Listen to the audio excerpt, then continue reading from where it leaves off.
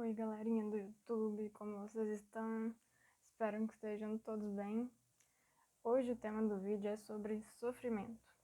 Acho que é um tema que a gente sente muito, mas reflete pouco. Então, hoje eu queria falar sobre isso. Eu vou ler Isaías 53, do 1 ao 12. Eu acho esse texto interessante porque esse livro, o livro de Isaías, ele foi escrito 400 anos, aproximadamente 400 anos antes de Cristo vir à Terra. E ele já falava sobre Cristo, já profetizava a respeito de Cristo. Então, vamos ler. Quem creu em nossa mensagem e a quem foi revelado o braço do Senhor, ele cresceu diante dele como um broto tenro, e como uma raiz saída de uma terra seca. Ele não tinha qualquer beleza ou majestade que nos atraísse. Nada havia em sua aparência para que o desejássemos.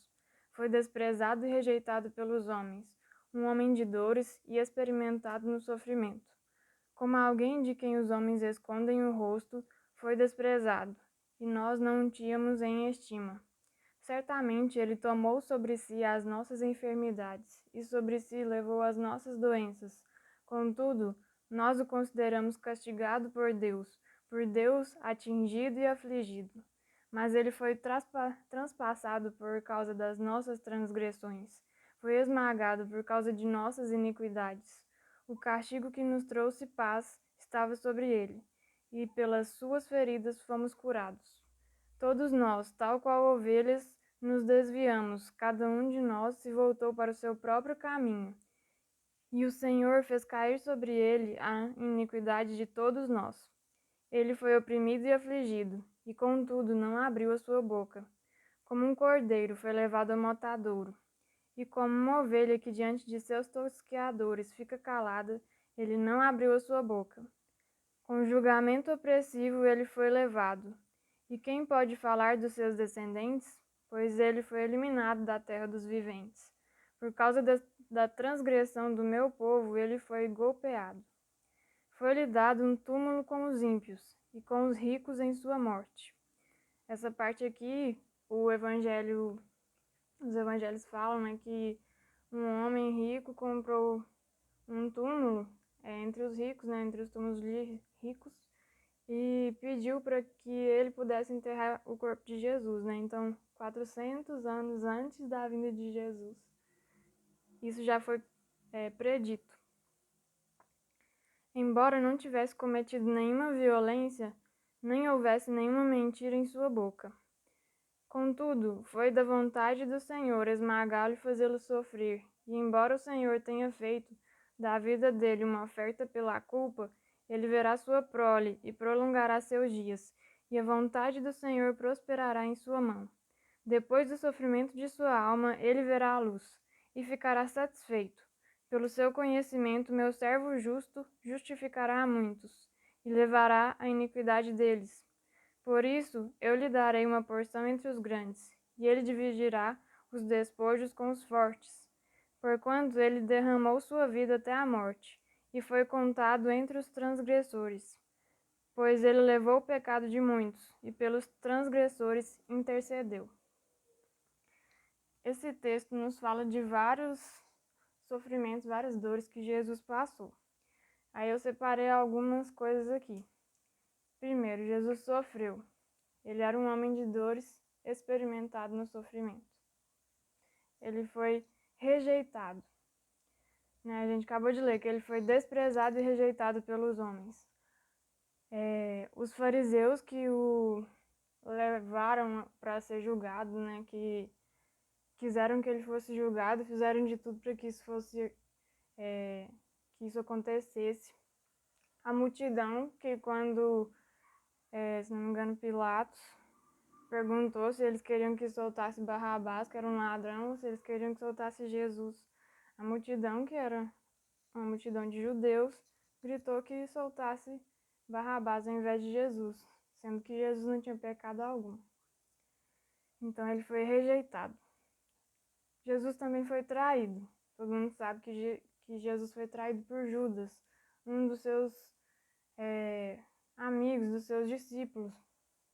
Então ele sabe o que é ser traído. Jesus foi injustiçado. Ele não cometeu pecado algum. A gente acabou de ler que não tinha mentira alguma em seus lábios.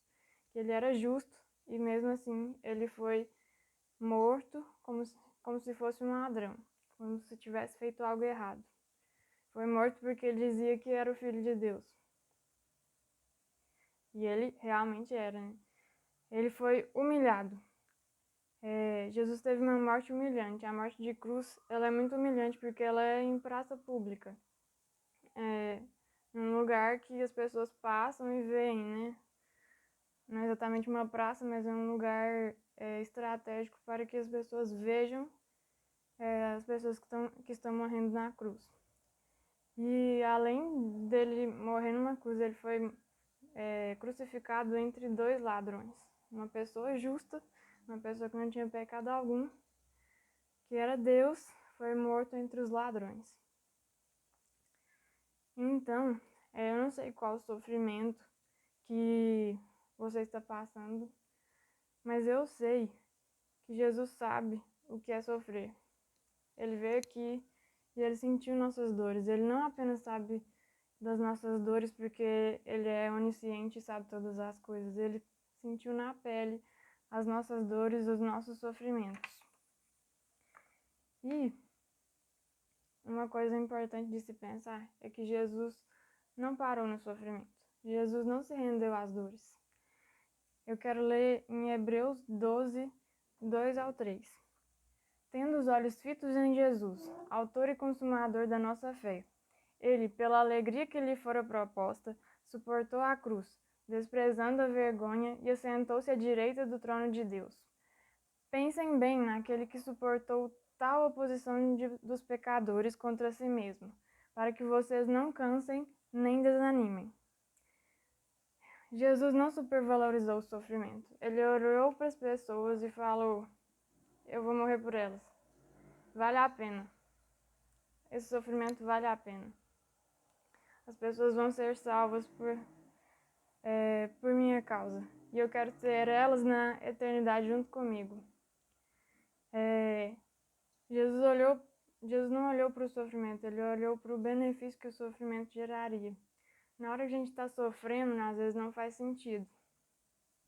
Mas depois, os benefícios são muitos.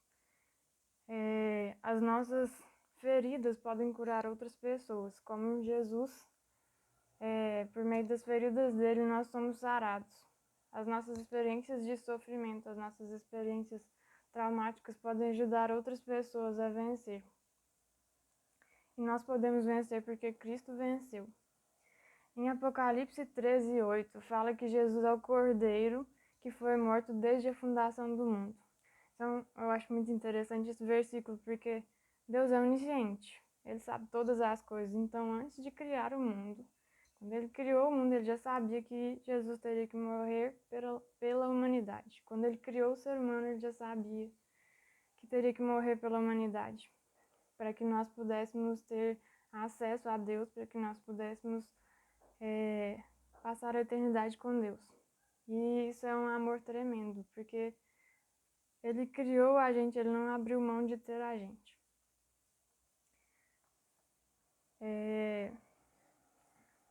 Eu queria agora falar sobre João 16:33. Lá fala assim: tenho-vos dito isso, para que em mim tenhais paz. No mundo tereis aflições, mas tende bom ânimo, eu venci o mundo. Jesus falou: no mundo vocês vão ter aflições. Ele não prometeu que a nossa vida ia ser um mar de rosas. Justamente o contrário, ele falou que a gente ia ter aflições. Ele, que era Deus, veio ao mundo e teve aflições, quanto mais a gente. Mas ele venceu todas essas aflições, ele venceu a morte.